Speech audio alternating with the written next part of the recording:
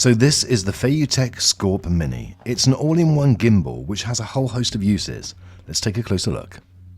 Don't forget to hit the red button to subscribe and give this video a thumbs up and click the notification bell to get my next video first. Now first of all, for full disclosure, this gimbal was sent to me by FEIYU-TECH for review. They've not asked me to say anything good or bad about it, and all of the thoughts expressed will be my own. First thing I have to say with this gimbal is that the build quality is excellent, and it is jam-packed full of features. You can literally do so much stuff with this gimbal. But let's take a look at what you get in the box. I will leave a link in the description so that you can check out the latest price in your location. FEIYU-TECH also sent me the motor to adjust focus, but I'm not going to be using that because my camera has excellent autofocus.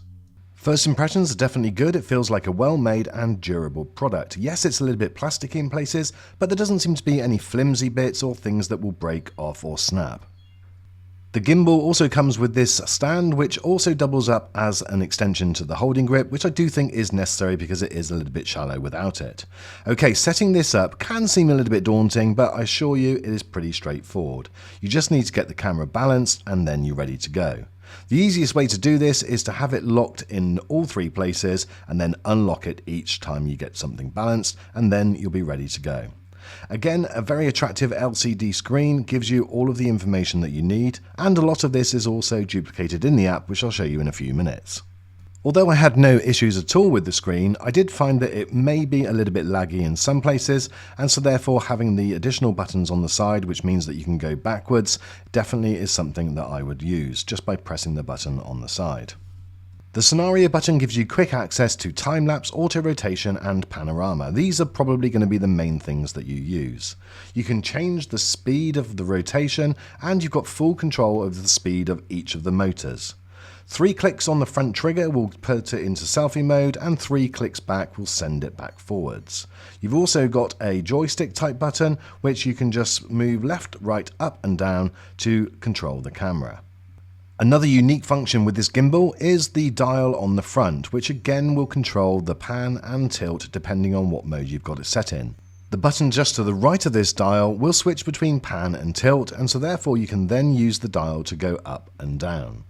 My camera is the Sony A8 and it has the 18 to 135mm lens, which is quite heavy, and this definitely holds it very stable.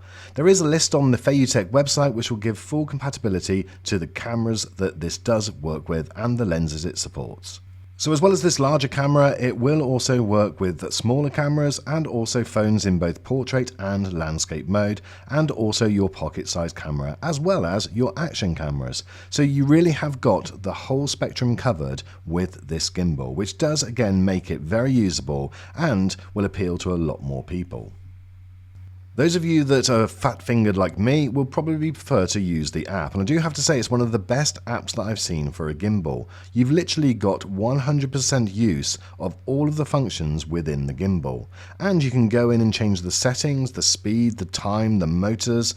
With so much ease, it just makes it far easier to use. Now don't get me wrong, you can operate this just via that LCD screen, but you can see it's roughly around 1 inch by 1 inch, and so therefore using your screen on your phone will definitely be the preferred way. And also it means that you don't have to touch it, so you're not getting any movement, and you can also operate it a little bit more remotely.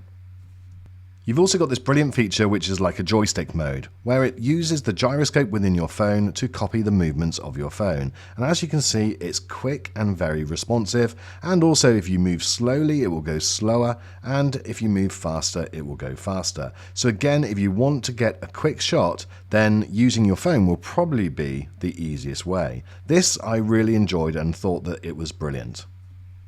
The app also has a simulated joystick button which you can go in and press and the camera will move. Now obviously it will only move to the speed of which the motors are set, so you'll need to set those to the appropriate speed first of all. As well as holding it in the standard mode, you can also flip it round and have it hanging, and this is really good for lower ground shots.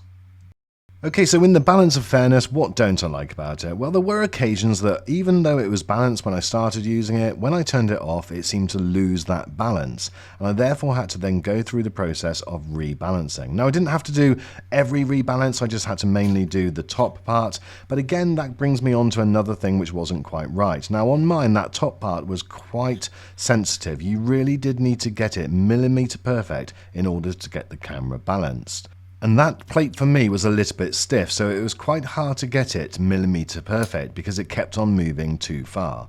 All of the other buttons and dials were fine, there was no issue with them, but it was just that plate that the camera sits in, which actually is the most important part of the balancing process.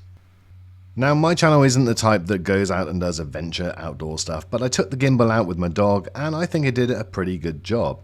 Now, any error that you did see was probably down to user error, because when I got it right, it looked so stable, it was brilliant. None of this has been stabilized and none of this has been slowed down. This is all at genuine speed. So I definitely think that this is a consideration for you. And if you are looking for a gimbal that is just packed full of features, well then this could be the one for you.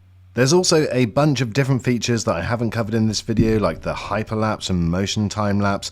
All of those things also worked really well. But check out some other videos, there's plenty of them out there, guys. Thank you so much for watching this video. I really look forward to seeing you on the next one, and let me know your thoughts about this gimbal in the comment section.